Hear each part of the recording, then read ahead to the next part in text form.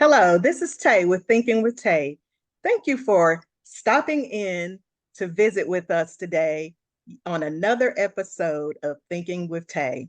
Today we have as our very special guest, Nurse Latisha Byrd. Latisha Byrd has been a nurse for over 25 years, and she is coming today with a whole host of information that we definitely need to take a very close listen to. Our topic today is identifying major health concerns and the causes thereof. How are you today, Latisha? Doing fantastic today, Tay. Thank you Yes, for asking. How are you? I'm doing wonderful. I'm doing wonderful. And for the listeners, I just want to let you all know that we're very familiar with one another. We're actually first cousins, but there is no way I would have a platform that I did not get to bring Miss Latisha Byrd on here today, because I'm telling you, she is the person that we go to in our family when it comes to any diagnosis. If a doctor, if a doctor says, "Oh, you have this or you have that or it might be this," all of us, most of us, and Latisha, you can tell me that, you can confirm this or not, but most of us come to you to get, you know, is this right? Is this medicine okay? Does this sound right? We get confirmation from you. Poor thing, but honey, we really appreciate you for all that you do for our family, and of course, your clients and your company as well. But and I know this is confidential too, so I'm not asking who comes to you, but I know a lot of us do. Yes, and it's all good. To whom much is given, much is required. So I honor Amen. that and I take it on wholeheartedly. Amen. Amen. Amen. Well, we're going to get right into this because, again, Letitia's going to bring to you a whole host of information and a wealth of knowledge, because she's done great work over the last 25 years. And I just want you guys to have the opportunity to hear her today. Again, our topic is identifying major health concerns and the causes thereof. So, Letitia, we're going to go ahead and get started. But I need you guys to learn just a little bit more about her before we do. Latisha is a native of North Carolina and a very proud graduate of the largest HBCU in the nation, North Carolina A&T State University in Greensboro, North Carolina, with a Bachelor's of Science degree in nursing. She has been a registered nurse for over 25 years and a board certified case manager with a comprehensive background in medical, surgical, emergency and trauma medicine, heart disease, diabetes, dialysis, and kidney disease and case management. Wow. She currently works for an international comprehensive kidney care organization as a senior manager of clinical operations, supporting and leading a cross functional team of nurses and care coordinators to help identify and drive on complex health risk factors to keep people out of the hospital and improve quality of life for patients across all spectrums living with chronic kidney disease. Letitia's true passion is to serve the people as she would her very own family. That is so honorable, Letitia. And I know firsthand that you do. You work very hard at what you do, and you work countless hours at what you do. So I salute you today, my sister cousin. Yes. Thank you, Kimyata. It is an honor. The nursing field is noble. I know that sounds cliche, but truly is. It is a true it is a true profession where you have to lead with the heart. Well, rather you should. You would never ever in this life get paid for the type of work that you do because it's so nameless and countless. It goes Yes, beyond anything you can put a dollar amount on. And what yes, we strive for at the end of the day is to take care of patients. And I say patients and people because we're all patients at the end of the day. So I try not to yes, segregate one from the other. I see yes. patients as I see myself, as I see my family, as I see my friends. Patients, people, us, we. That's what we Mm. are. Oh, that's good. Oh, that's good. Oh, my goodness. And it's selfless. It's so selfless. And I know, again, I can attest firsthand the level of work that you've done. I've sat and, you know, and just in awe and in wonder, the impact that you provided, not only to our family, but to the nation internationally. And just so grateful to have you. So we're going to go ahead and get started. Yes. So tell me, when did you find that you were interested in becoming a nurse? Interesting enough, unbeknownst to me, it was kind of embedded, ingrained in some of my family members. Okay. And I guess it touched me at some point. I Mm-hmm. knew I always had a fascination with hospitals. I wanted to be a candy striper at one point, but I played sports year round. So it took up a Mm-hmm. large amount of my time and tried to Mm-hmm. work in between. So I never got a chance to do that. Of Mm-hmm. course, our auntie worked at the hospital in dietary, and my dad would have to go over there on occasion. He would always ask me and my sister, I'm going over to your auntie's. Anybody want to go? And she would say hard no. She hated the Yes. hospitals. And me, I said, yes, I love going. I Yes. love the smell. I don't know. It's crazy. I Wow. love The walking down smell. the hall. Yeah. And peeping in to see what's going on with people. I would try to peep without being obvious. So it was this thing about the hospital and about people that drove me. And Wow. initially, strangely enough, in high school, I initially was moving more towards sports medicine, but I Mm-hmm. found that there weren't a lot of programs that I was interested in to serve me. And Mm-hmm. so, in striving for sports medicine, I took additional science classes in high school, math Okay. classes in high school in preparation for that. And also, I took a lot of business classes in high school in preparation because I always think financial, I always think business mindset, and I always thought there's just a general need and gap to know more about what's going on from a financial standpoint. Didn't know Mm-hmm. where it was going to take me eventually. Mm-hmm. And so, coming my senior year, already got accepted into the school of my choice, which was North Carolina A&T, the only school I wanted to go to. And it was Yes. there that one of my great mentors said, have you thought about nursing?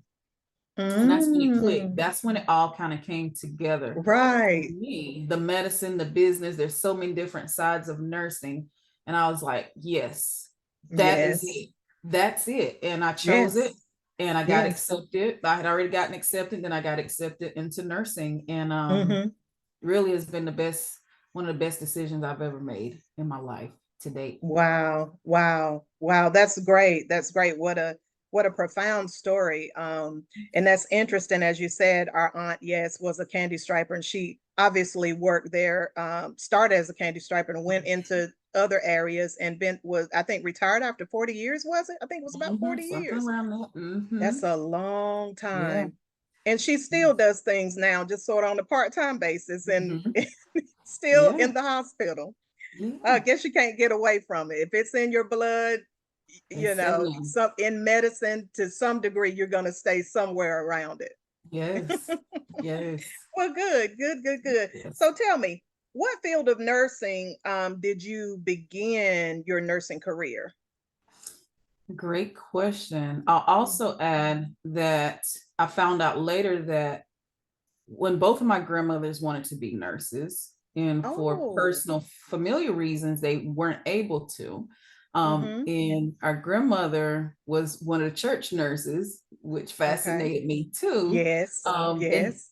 without a nursing degree, but she knew exactly what to do for the folks when they needed help, and The also Nurses worked. Guild. Exactly. Yes. Uh-huh. Exactly. So all of this has just been ingrained in me, unbeknownst to me. And I used to help my grandmother a lot prepare her medications. She taught me how to Yes. draw up her insulin because her vision started to get affected by it. See, she couldn't see the needles on the line. So many of Mm-hmm. these things prepared me to what I'm doing now. And so when I talk to my patients, I think of it from that viewpoint, from the things that I witnessed myself. So I ask them specific questions that typically people wouldn't ask.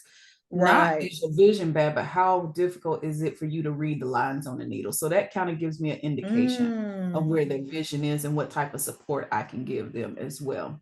And so Wow. how I began my nursing career as I'm moving to Atlanta, I really wanted to go somewhere where I could really thrive and grow, where I can get a Mm-hmm. truly solid foundation.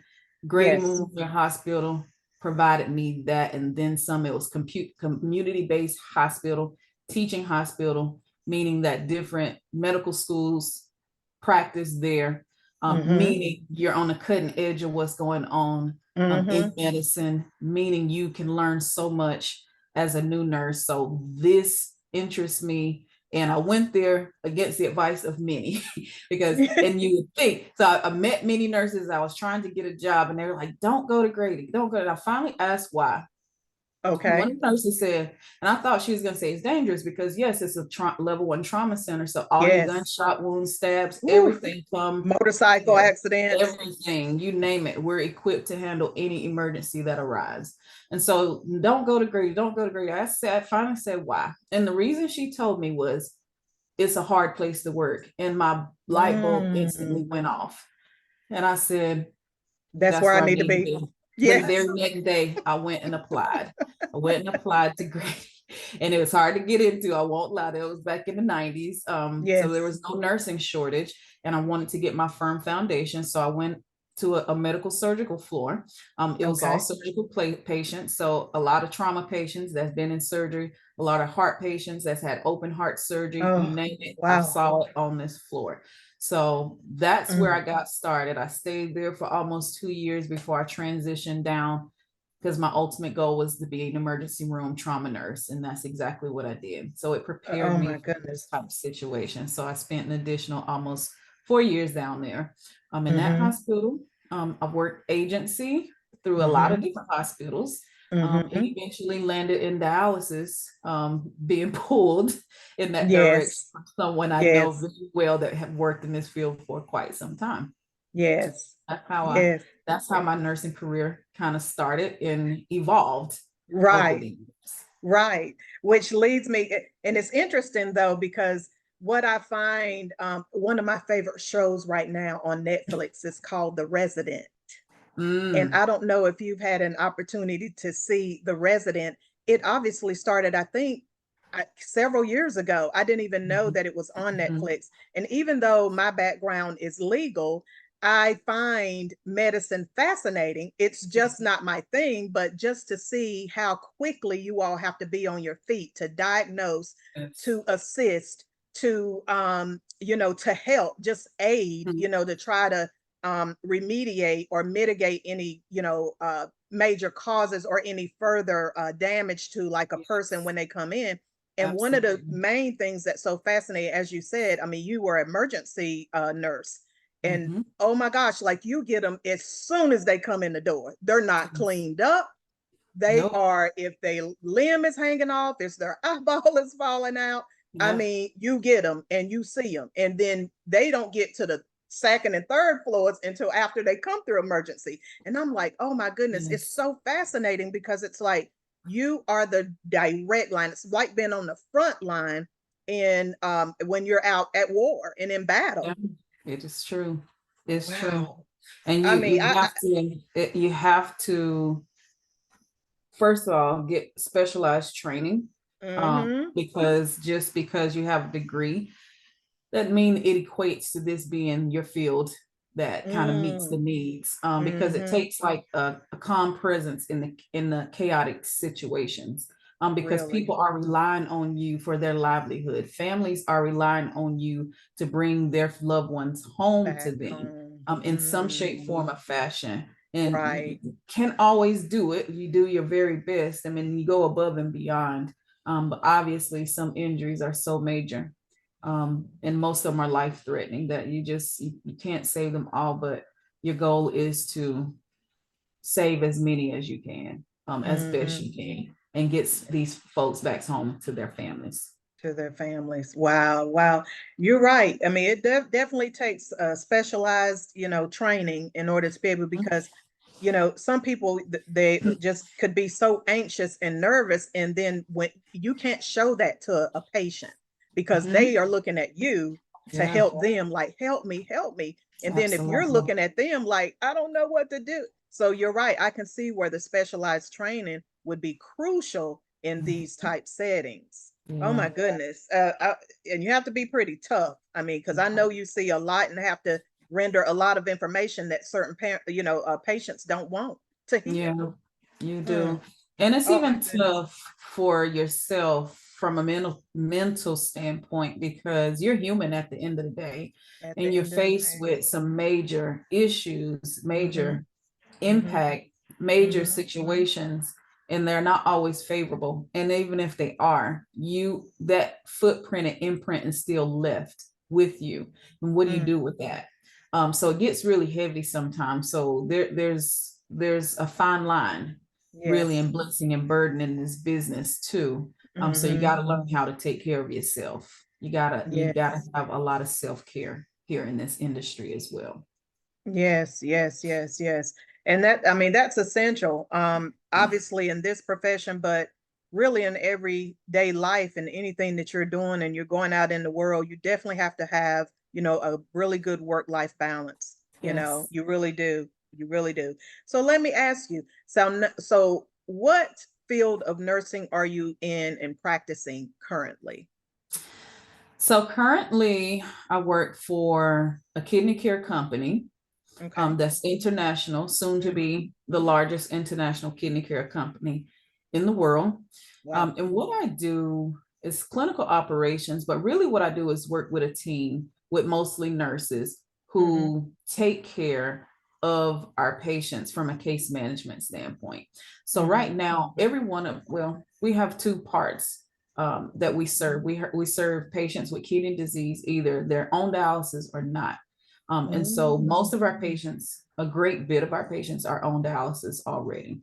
And Okay. so what we do as case managers is we connect with the folks and figure Mm-hmm. out, identify what is going on and how we can help support them in a Mm-hmm. way that one, hopefully improves their quality of life and or maintain and sustain it. But then two, ensure that they have tools and resources in place for that to happen. Because you can provide education all day long, you can give a resource all day long, but I always say access is the key. So if I don't have Mm-hmm. access to the resource, nor do I have the financial capabilities to access that resource, then it becomes an issue. And our goal is to close Mm. a lot of those gaps and barriers to present you with resources that you can use to keep you healthy and out of the Mm-hmm. hospital. So I work with a team that does that. And it's a lot of hard work. We take on Yes. some of the hardest cases and Mm-hmm. try to make any type of impact on their lives and their livelihood, and or prepare patients who have made a decision to not go on dialysis when that time comes and what that Mm-hmm. would look like. And so we always talk about what's important for the patient, keeping the patient in the front and in the mind, and what Mm-hmm. goal is for them, their goal Correct. to honor their goals and their wishes, not ours. As selfish Mm. as we are, we want to Mm-hmm. control because we love our people and we want to keep them Absolutely. around. But our Mm-hmm. goal is to honor our patients' wishes and goals and what they want. Excellent. Excellent. Now, for our listeners, what is dialysis? Hmm. Well, that's loaded. So dialysis, what happens when your kidneys start to fail? You Mm-hmm. have two of them. They Mm-hmm. function 24 hours a day, 7 days a week. Your Mm-hmm. kidneys filter out all the bad things that you take in, whether you drink it, eat it, medicines, lotions, cream, anything you put on your body, anything on and in your body that you consume have some type of toxin in it. And what the Mm-hmm. kidneys do is help filter a lot of those toxins out and get rid of them. Okay. However, when your kidneys start to fail, you retain a lot of those bad toxins. Your kidneys also helps for you to produce urine and urinate. And Mm-hmm. when your kidneys start to fail, it starts to affect that as well. So you're no Wow. longer able to urinate like you used to, and or the quality of your urine is not good, meaning it still has a lot of bad stuff in your urine. And Mm-hmm. all of that boils down to poor kidney disease. And when it gets to the point where your kidneys can no longer function as it should, in order Mm-hmm. to maintain and sustain your life, Mm-hmm. you'll have to go on what's called dialysis. And that process kind of helps to act as a temporary kidney for you. Okay. So they pull the Okay. blood out, clean the blood, and send it back to Mm-hmm. you. So Wow. that you can come back again in the next 1 to 2 days, and or you can treat yourself at home with home dialysis if you so choose. So there are options out there. And the option of transplantation is huge Mm-hmm. and big as well. It's not a cure. but it's a Okay. replacement therapy for Okay. your kidneys no longer functioning as they were before. Wow. Wow. Can you share with us some of the, and I understand as far as the toxins, anything that we put on our body, what we consume, those type of things. Can you share with me maybe what some of the other causes of dialysis might be? Um, I have understood there could be things, well, if someone may have been a drug addict or Mhm. they may have had, just whatever major condition that may have, contributed to that this type diagnosis. Yeah, so kidney disease, I'll tell you the number one and number two cause, and this is according to the National Kidney Foundation. Again, I Okay. will disclaim that Yes. these are my opinions. Everything Correct. that we're talking about today is based off my personal experience. We do Yes. not endorse any particular organization or website. So this is Yes. not intended to be any type of substitute for Yes. your professional treatment or diagnosis. So always please seek medical guidance from your healthcare provider. Okay, let's start Yes. with that. Excellent. And Yes. secondly, the number one cause of kidney failure, according to the National Kidney Foundation, is diabetes. Number two cause, high Mm. blood pressure.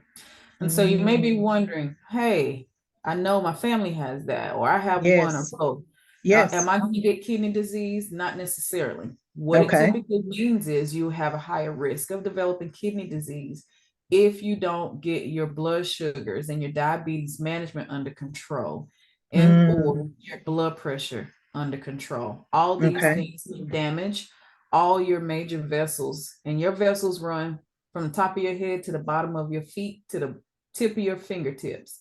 You have Yes. vessels even Wow. in your eyes, which is why a lot of diabetics lose their vision or have vision Mm. loss or Mm-hmm. blurriness, etc. Because all the Mm-hmm. damage from these high sugars circulating throughout your body, the high blood pressure, meaning your body is being overworked, Mm-hmm.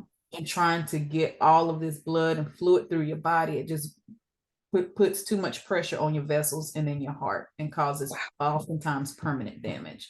And so the goal is to get to your doctors, at least know what your numbers are, know what's Mm. going on with your body, and Mm-hmm. then ask questions. What can I do? Mm. What should I do? What numbers should I be looking for? How should Mm-hmm. I eat differently? Um, and those things, knowing those few key things can help one, prevent it altogether and or Yes. slow down the progression of it, even if some of the damage has already been done. Wow. Wow. And that's something you do raise a very interesting and critical point because there are a lot of people in this country, well, in the world, that suffer from high blood pressure. Mm-hmm. And some of those contributors could be, I imagine, genetics, and external factors.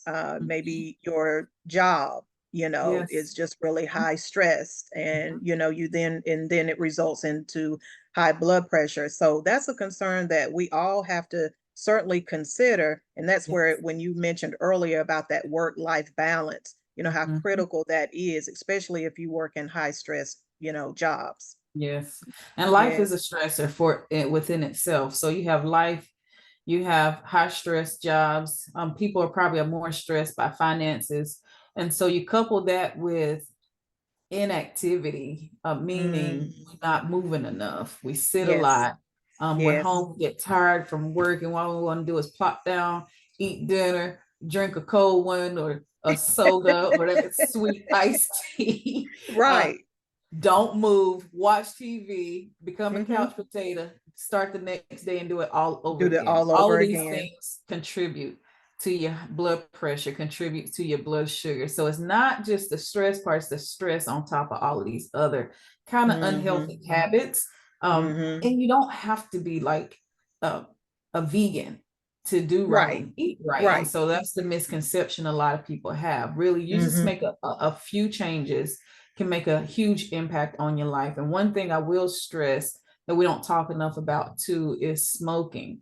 Smoking is Mm. huge. It's probably one of the biggest impacts on your body more so almost than just about anything. It's been my experience as well. Okay. And Okay. so think smoking like, so your body, so what's going on with your body when it's inflamed? It might be like a small flame that's going on. And when you smoke, that nicotine is like pouring kerosene on that small flame. So whatever is going on, it accelerates it. It makes it 5 to 10. I'm making Like numbers, but it metastasizes. makes it that much many times worse than what it is. And so I know it is a hard habit to break, people. I get it. From North Carolina, we grew up in tobacco country, where Yes. kids could buy cigarettes at the time. They had Early. vending machines with cigarettes. Yes. Yes. I get it. I understand it. Here's what I'm telling you. Wean yourself off as best you can. Cut down on the smoking and or that secondhand smoke. Even if you're not smoking, people around you are smoking, you still can be affected. That's almost as worse than smoking it yourself as well. So be more cognizant of it, and try to cut down more on your smoking. That just makes whatever you have going on that much worse. And that's interesting you say that. And I one of the things I remember you used to always say, regardless, the body does not forget. So even if you were a smoker in your 20s, and then later on you start to have some complications of the lung or whatever, as you said, that these things that are tied to, and you say, well, I stopped smoking in my 20s. And I remember you used to always say, and that was one of the things, your major things you would say, but the body never forgets. Yes. So at some point, your body is going to deal with some of the things that you did in your early age. So a lot of times these 20-year-olds and 15-year-olds and even 30-year-olds out partying and drinking and smoking, they're like, oh, it's just, we're having a good time. We're having a good time. But at the same time, they're not knowing that maybe when they hit 70 or 80 or 6, maybe 50, 30s, they may 40s. even see that. 30s and 40s. They may even see that, the negative impact that smoking and drinking hard on a continuous basis has, how it's affected their body. Absolutely. And even though, so the good news is, you can be a smoker for 10, 25, 30, however many years. It's going to have its effect on your body the way it decides to do. We don't have a choice in deciding how it's going to affect each individual one of us. But I can tell you, just from stopping, that instantly your body feels the effect in a positive way on that. Instantly. That's good to know. Instantly. That's good to know. Yes. There are some things that's instant, whether you feel it or not right now. There are some things that's going on with your body that instantly responds in a more favorable way when you stop smoking. Excellent. Excellent. I'm sure our listeners are glad to hear that as well, because, at any point in time, like you say, we can kind of mitigate these, the impact of some of the things that we've done to our bodies over the years. And that leads me to my next question in terms of, how can we mitigate some of the risks? You mentioned it early on. You talked about maybe walking, getting maybe an exercise regimen, eating, as you say, we don't have to all be vegans, but maybe just having a better eating regimen, just watching what we eat. Maybe it's portion control. So can you kind of share a little bit about how we can kind of mitigate some of these health concerns that you've raised? Absolutely. So, and you don't need a gym membership. I'll stress that as well. I mean, because you can walk outside, there's sidewalks, there's tracks that you can go walk on. That's typically no charge. You have your neighborhoods that you can walk in. You can walk in place in your own house and home. You don't need weights. Weights helps when you're moving, because it gives you that extra energy and push, and it builds muscle. Muscle typically helps with weight loss. And it also, when you're expending this type of energy, it really helps your cardiovascular system, i.e. your heart, and all your systems, to be quite honest. So I say start small and easy. Walk in place in your house. When you go to a store or grocery store, park a little farther away. We all want to fight for those parking spaces that's up front. It's just our natural way of doing things. but small things like parking further back and then walking to the closer to the store really gives you those extra steps. I'm guilty of that. Me as well sometimes. So I have to be really cognizant to say, walk. And when you're in those stores, your department stores, your grocery stores, walk around. And you don't have to just walk to put stuff in it, but walk around a couple of times. You can get your steps in that way as well. Opt to use the stairs versus the elevators if you're able to as well. These are small things that you can do as well.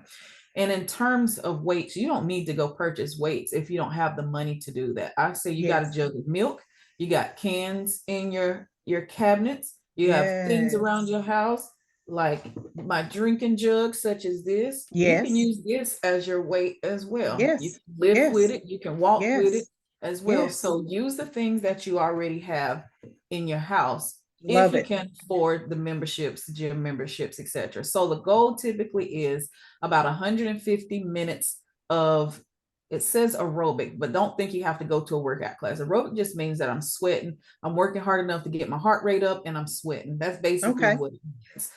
In 150 minutes, if you break it down by 5 days, that's only 30 minutes for 5 days. I ain't say 7. I only said 5. 5 days a week, 30 minutes. If you do those things, you can drastically improve not only your weight. Weight is a big contributor to heart disease, diabetes, high blood pressure, etc. It just helps you overall as well. So start with that, very basic. And you don't have to start with 5 days. I say if you don't get off your couch ever and you get up one day and do 15 or 30 minutes, that's a start. That's a start. And then the next week, do 30 minutes. And then the next week, maybe I can do 2 days. However you want to do it. Just start where you are. And if you say, oh, I got bad knees, I can't do that. Okay, well, that's fine, because we got to fix that too. But you can sit in your chair and you see Latisha doing some of these things here. Without even using my legs or knees, right? So use what you have, because we're gonna come up with all kind of stuff, right? We're gonna figure out a way to not do it. But I'm telling you, and I'm telling myself as well. I tell and I share with So portion out your meals, 3 portion size meals a day. Try to eat more of your veggies. And don't drown them in a lot of butters and oils, because you're going to take away a lot of that good nutrition, right? And you make a salad and pour a ton of ranch on it, you just negated all of that good stuff you put on that salad. So just be very mindful. Think of the color of the rainbow when you think vegetables and fruit. So all the multiple colors, that's how you want to your plate should look as well. I love that. You can eat meat if you so choose. Try to use leaner meat. Don't try to fry everything. You know, if you fry and eating a lot of fried foods, what that's going to lead to. The grease and cholesterol and everything. And I say this is no different than pouring grease down your drain. And none of us do that. Why? Because we don't want to mess up our plumbing system and clog up our drain. It's the same thing. Think about that as your body as well. So just cut down on some of your fried foods, your fatty foods, lean meats if you're going to eat it. Try to bake, boil, steam, broil. Everybody's got an air fryer these days. That works really well with your fruits and vegetables, and kind of limit the amount of, I know we love them, but your whites, like white rices, white potatoes, your white breads, anything made with white flour holds a whole lot of complex carbohydrates that converts into sugars, that also holds weight and also increase your blood sugars as well, that most people don't think about. Wow, you are giving us some gems today. I mean, you've given us exercise regimens, you've given us the causes, you've given us some things that are contributing factors. I mean, we are getting a wealth of knowledge here today. I mean, I'm just so grateful to have you on here today. I mean, I've heard a lot of this over the years. I've had the benefit just because we're first cousins, our parents are siblings, brother and sister. But I mean, I'm so happy that you are sharing today with our listeners all of the 25 years of experience that you've gained, because I'm telling you, this information is phenomenal. And if our listeners aren't taking notes, you should have gotten a notepad. And I want you to rewind this whole video, this recording, so that you can just get a notepad and a pencil so that you can take down this information that Nurse Byrd has provided us here today. One thing I want to lean in on, and you kind of touched on this a little bit, so is some of these sort of major health concerns hereditary? Like, is this tied to genetics? Can you kind of speak to that, for us just a little bit, a little bit? Yeah. So you have what's called contributing factors and non-contributing factors. So meaning there's things that's totally out of your control. Mm-hmm. One is your genetics. You don't have a say so in what's passed down to you, right? Your age, your gender, those things you don't have a say in for the most part. Mm-hmm. So yes, in other words, yes, genetics play a large part into it.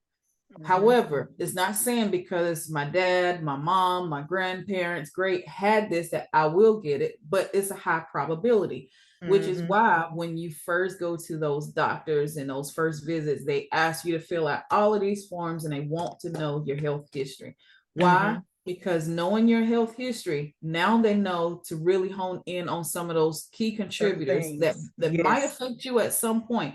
So if I'm a great doctor, physician, practitioner, I'm going to look at your full history and I'm going to say, you know what, Latisha, because you have such a strong family history here, there, let's start looking at these things and let's start getting better at these Mm. things so that we can either try to prevent that from happening to you altogether or either slow it down so you don't get it when you're 30 like everybody else did. Maybe you're 70 when you get it, which is a much better Mm-hmm. situation than when Mm-hmm. you're earlier in your younger years. So yes, genetics can play a role and a part. Yes, but we can't just say, oh, I knew I was going to get it because my girl. No, not necessarily. Right.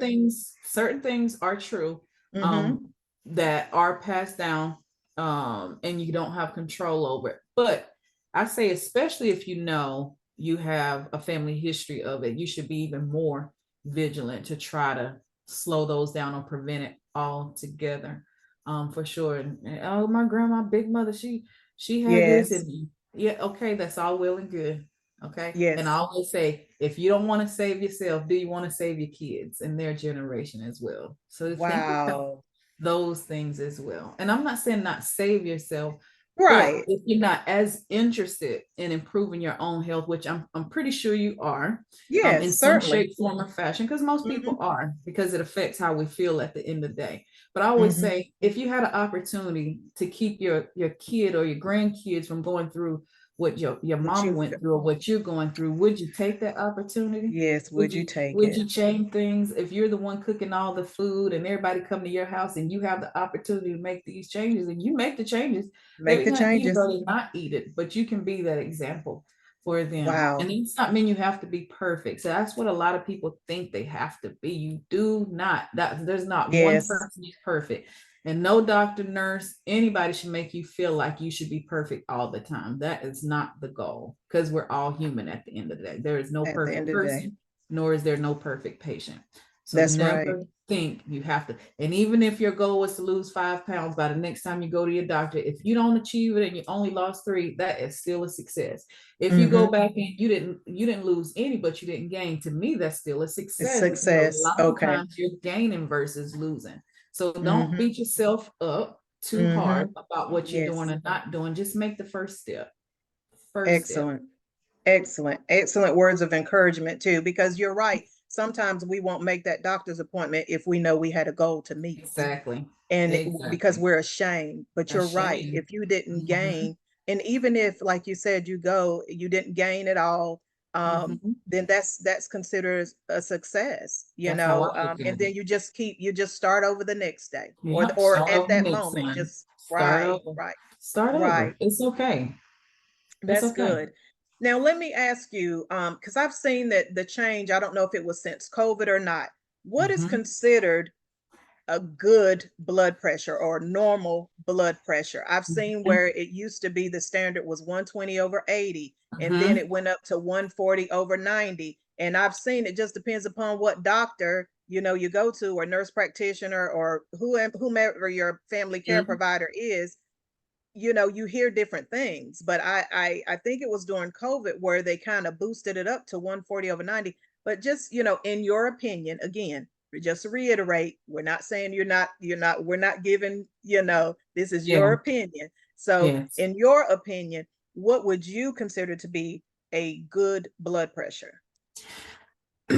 So good. good is subjective for one, as Yes. you stated. It's going to be based off different organizations setting different parameters. I will Okay. say typically like the American Heart Association is a good source to look at, read up, educate yourself on. Okay. All of these things are listed on their website. And so Oh, for them, perfect. and yes, it has changed over the years, and to me, Mm-hmm. for good. Mm-hmm. So currently, what's considered a normal blood pressure, according to the American Heart Association, is less than 120 over Less than less than 120. 80, Oh, which okay. is good. And I say all that to say that's not going to be everybody's normal. Mm-hmm. One, because some people's normal used to be 180 over 110. That's Mm-hmm. very high. And Okay. now they've gotten it down maybe to 150 over 90, which is still Mm. elevated, but it's much improved to where it was before. And so Mm-hmm. now the goal is to get you down a little further. Why? Mm-hmm. Because having those elevated blood pressures is what leads to that vessel damage that we talked about, that heart Yes, earlier. that we talked Yes. about, that kidney Mm-hmm. damage that we talked about. It's Mm-hmm. too much pressure on your system.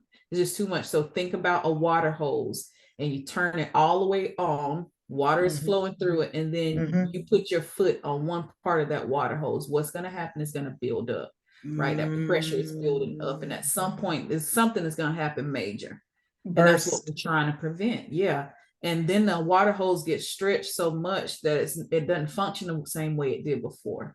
Oh, Even that's a like great analogy. think about a balloon, and you blow a balloon up to its fullest capacity and you just keep Mm-hmm. blowing and stretching and stretching. Okay, don't break. But when Mm. you leave all the air out, it's just much more flabby than it was before. That's kind of what Yes. happens to your heart. So your heart gets so stretched and Mm-hmm. then it gets flabby. When it Mm-hmm. gets real loose and flabby, it don't have the same squeeze, and it can't squeeze Mm-hmm. all of this blood. It can't squeeze the blood like it should throughout your body. That's why you Mm. see a lot of people ending up with heart failure. When I say it's a lot of times preventable, if you get your blood pressure better controlled, um, Mm-hmm. really monitor your diet and cut out a lot of those greasy, fried, fatty foods, which mostly Yes. come from animal products. Anything Mm-hmm. that has a mother is animal. And I'm not saying it's wrong. I'm saying that's where most of your fat and cholesterol come from. Yes. Mm-hmm. Okay. So get that down, minimize it, and then think about how you prepare your food. All of that can reduce your blood pressure. Mm-hmm. And yes, 120 over 80 sounds aggressive, but what that does is keep you in a safer zone and a less risk of developing all of those other strokes, heart attack, open heart surgeries, heart failure, Mm-hmm. kidney disease that Yes. you typically Mm-hmm. see. And so this is what I say, everybody, Mm-hmm. get go to the doctor at least, and I'm saying this is about as minimal, once a year. Get your Mm-hmm. basic labs drawn, including your cholesterols, including your blood sugar numbers. They'll tell you what they are, your kidney function numbers, those Mm-hmm. basic things. Get your blood pressure checked and ask your doctors, what should my numbers be? Always Yes. ask that question, because people say all day long, oh, just check your blood sugar. Well, tell them to check it and not knowing what to check for, it don't make any kind of sense. Okay, I'm That's gonna check right. it, and then what? What do I do with this when I do What check do I it? do with this information? I don't Correct. know what was good. I don't know what's bad. I don't know anything. So I'm Yes. telling you, check your numbers. When you go into these Mm. pharmacies at Walmart, Target, they're everywhere. These blood pressure machines. You If you could, don't yeah, have one you at put home, the sit slide there your arm in the sleeve in and the cuff. don't be afraid. Don't say, "Oh, I'm scared because I think I'm." Listen, it's better to do something now than to end up in the hospital, unbeknownst to you, because high blood pressure is considered the silent killer. And it's silent Yes, I've because heard you that. just simply don't feel it until it's too late, if Oh. you feel it at all, before something Mm. major happens to you and all the major damage is done. And I say the same with kidney disease. I call it the silent killer because you can't tell you have kidney disease. Kidney disease, typically, you don't feel it until you're at the end, like literally at the Mm. end, and you're Wow. swelling, you have a whole lot of fluid in your body, your heart is being overworked, you're sick, you're sluggish, you get confused, your vision starts to change. Oh, a whole lot of things happen. Your urine gets really foamy and fuzzy, look like suds are in it. Oh Those are my some of your goodness. signs of early damage to your kidneys, but you don't feel it. So you got to Wow. go get checked at the Get end of that. checked. You have Mm-hmm. to listen to Yes. me. You have to get checked. This is what I tell people. You put oil in your car for a reason. If you don't, what's Mm. gonna happen? Right. Do you wait for That's your right. head gaskets and motor to blow before you do something about putting oil and water in your fluids? No. Mm-hmm. It's called preventive maintenance. Mm-hmm. You gotta Wow. have it. You got to Go have it. get checked. That is Get that checked. is vital, vital information. Oh my goodness, I just appreciate you so much. And you Mm-hmm. leaned in on, with the kidney disease and some of the things that we can do to kind of offset or even mitigate some of these diagnoses. On that line, on that note, um, what is considered good kidney function? I think it's good kidney functioning capacity. Mm. Is that Yeah, again sort of. subjective? Not really. Those are pretty Okay, standard. The okay, guidelines, the measures are pretty much set with kidney and kidney function. And honestly, really knowing your numbers is the most okay, important thing. And I okay. say all that because I can get real complex and it's not going to make any sense to you. Okay. Right. But I'm Okay, going to tell you this, ask your okay. doctors to run tests to see how well your kidneys are functioning. Just ask them that Excellent. question. It's called a Okay. GFR, if you need to know. G is in girl, F GFR. is in Fred, R is in red. Mm-hmm. GFR is just your filtration rate. It's a calculation they use. They draw your blood. They see how it can dictate and detect how well your kidneys are functioning. And from Okay. there, then if they say, oh, that's good, well, tell me what good is. And when should I be concerned? Mm. At what point should I be concerned? Because Okay. that's what you want to know. What point should I be concerned? And what are my goals for my kidneys? Because doctor, I'm trying to prevent from going on dialysis. I'm trying to Excellent. prevent from having a transplant if I don't have to have one at some point. So ask those questions. Ask those Gotta ask them. questions. Mm-hmm. Gotta ask them. Because Mm-hmm. unfortunately, I would love to say our industry is equal and treat people equally, and they don't. They do not. And they Yes. assume you don't know anything because you don't ask questions. And so oftentimes they're not gonna overwhelm you with information that they think that you can't handle. So Mm-hmm. ask them questions. Just as much Questions. as they ask you questions, ask them questions. What are my Mm-hmm. numbers and what should my numbers be? And then if they're not where they need to be, how can I get them there? Help me. Okay. Okay. Excellent. Excellent. And we're actually coming to a close. You kind of provided a lot of the answer to a lot of the questions, that I had. Even you leaned in. I mean, that's where that 25 years of experience come in. And I tell you, I just for the person who is afraid to go to the Mhm, doctor, what do you encourage them? I mean, we've heard a lot of different things, the things we should be asking them, but mhm. just that first visit, I'm afraid of the doctors because I'm afraid of getting this information. Yeah. They only give us bad news. You know, Yes. Yes. what I how hear it. how can you maybe help our listeners prepare in going to Mhm. the doctor if they have an ailment, but oh, I'm scared. I don't want to know. Can you Yes. share just some, Yes. words of comfort for our Yes. listeners today? Yeah, so that is very, very common. In fact, I probably can give a gazillion examples of these type of conversations that I've had. And one stands out to me. It was a gentleman, actually an Mm-hmm. African American gentleman, probably in his 50s. Mm-hmm. And I was case managing him and talking with him through it. And he was like, I was doing perfectly fine until, Can I I talk go to to you? the doctor and they tell Oh, me this. I said, oh, okay. So when was the last time you had gone to the doctor before this time? Oh shoot, about 18 years ago. I said, well, that's the problem. See, it's not that it's it the wasn't happening. problem. You just was not getting it checked. It's just like your car. If you never Yes. take your car to get That service, what do maintenance. you think is going to happen at Right. some point? And you dodging it ain't gonna It, stop whatever it's happening from happening. So this is what I say. You want to go sooner than later, and or even if it's later, to Mhm. find out what my options are before you don't have any options. Profound, So you want to profound have statement. an Yes. opportunity for options Yes. that we can, okay, we're not where we need to be, but here's some things that Yes. we can get you there versus there's nothing more we can do, ma'am. This is it. Wow. these are your choices. This and yes, it's always tough sometimes making that first step, but make it. Trust me, I'm with you. I've done it. Yes. I'm the same Yes. way in different instances and different Yes. things as well. Yes. But this We've is what all I been guilty say. of that. Yeah, so utilize Mm-hmm. whatever healthcare that you have. Mm-hmm. For instance, I know previously we talked about Medicaid, Medicare. If you Mm-hmm. have Medicaid, please, that's one of the most comprehensive plans you can have, and Mm-hmm. get things done and having resources. Get yourself checked at least once or twice a year. I'll say more, but at least twice. If Mm-hmm. not twice, at least once. No, just get your labs checked and get your blood pressure, knowing what your blood sugars and those types of things are. At minimum, get those things done. Men, get your prostate checked. I know it's not popular and we don't like Mm-hmm. that thought of what that entails, but here's again what I say: get it checked early so we can find out early if anything is stewing and brewing, and we can start working on getting those numbers down versus your prostate is this far gone, there's nothing more we can do except for treat you for this, that, and the other. Get yourself checked. Okay.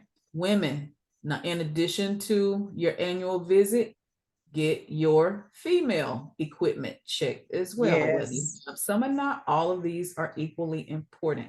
And with your insurance plans, with Medicaid, Medicare, and the Affordable Care Act, most of these services, these preventative maintenance services Yes. are at no cost to you once a year. Most of that is embedded into your plan. Okay. Mm-hmm. So don't Mm-hmm. always think I have to come out my pocket. These, if you just ask for my wellness visit, my well woman, my well person visit, that once a year visit, that is at no cost typically for you with your plans as well. Mm-hmm. So utilize those services, please. And then secondly, take your medications.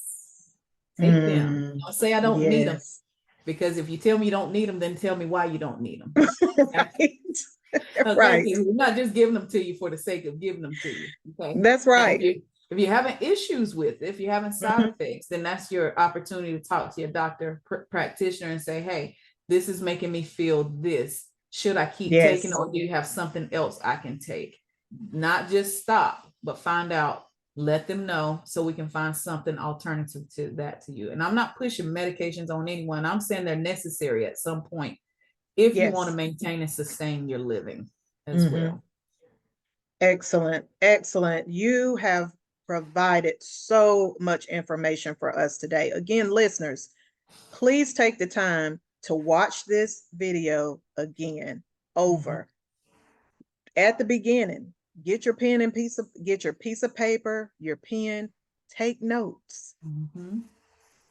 There has been a lot of information that have been provided here today, and we are so grateful to Nurse Byrd, and all of her 25 plus years of experience and sharing in this short period of time.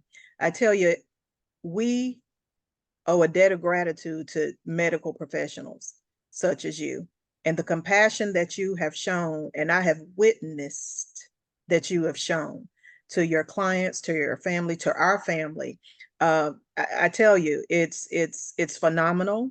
It's and I know she's humble, y'all, but I know that she has received so many accolades and awards, and I just want to highlight that. Not that it's about that, but the fact that she's recognized not only just in her company, but just in general.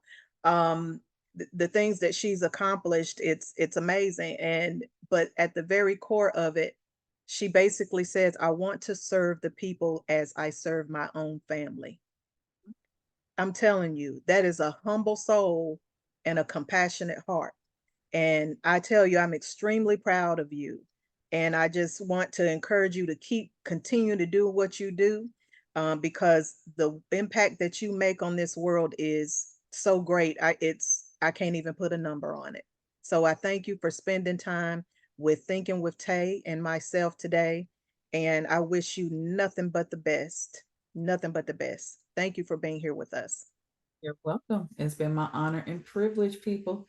Take care of yourself. look it up. Diabetes, the American Diabetes Association is a good tool. The American Heart Association is a great tool. National Kidney Foundation. 3 great tools. There's many, but I'll leave you with those 3. Again, I do not endorse or work for any of these organizations, but these are great tools that you can just learn the basics of diabetes, heart disease, blood pressure, etc. Have a great rest of the day. Excellent, excellent. And to our listeners, thank you again for stopping in to sit with us today and listen to this great information that Nurse Byrd has provided us. Again, re-listen to this video. There's a lot of critical information that you need. You can communicate with your doctors, with some of the information that's been provided here. She's provided you resources. Please take the time, get a pen, piece of paper, utilize this information. It will benefit your life. I promise you. All right. Again, I'm not telling you what to think. I'm only asking you to think. So until next time, goodbye.